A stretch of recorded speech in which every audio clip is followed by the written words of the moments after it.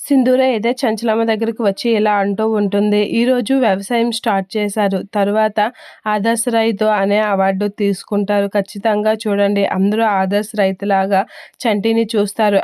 అదే కదా అత్తమ్మ మీ కోరిక అని చెప్పేసి అంటూ ఉంటుంది. ఇక సింధూర ఆడిన మాటలకి చంచలమ్మ హ్యాపీగా ఫీల్ అవుతూ ఉంటుంది. మీరు ఇక అన్ని పనులు మానేసి చాలా దినగా ఉండండి. మీ కొడుకు మిమ్మల్ని తర్వాత అమ్మ అని కూడా పిలుస్తాడు అని చెప్పేసి అంటూ ఉంటుంది. ఇక చంచలమ్మ చాలా హ్యాపీగా ఫీల్ అవుతూ ఉంటుంది. ఇక సింధూర కోసమైతే చంటి బయట వెయిట్ చేస్తూ ఉంటాడు. మీరు ఇక నువ్వు అడ్డబొట్టు మీసాలు అయినా ఇద్దరు కలిపి అన్ని పనులు మానేసుకొని తిరిగ్గా కూర్చోండి.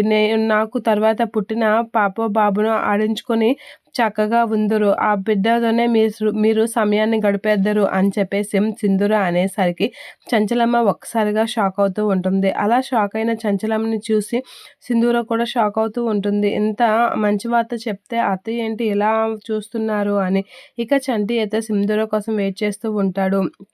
ఏంటత్తమ్మ పాప బాబున మీరు ఆడించరా? ఎందుకు అంత షాక్ అయినట్లుగా చూసావు? నువ్వు ఏదో విషయాన్ని దాస్తున్నావు. నాకు ఆ విషయం నువ్వేంటో చెప్పడం లేదు.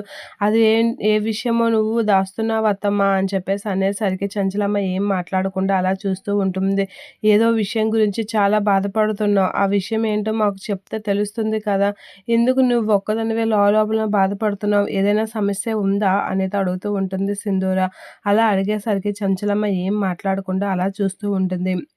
లేదత్తమ్మ నువ్వేదో దాస్తున్నావు చెప్పడం లేదు అని చెప్పేసి సింధూర అయితే పదే పదే అడుగుతూ ఉంటుంది చంచలమ్మని.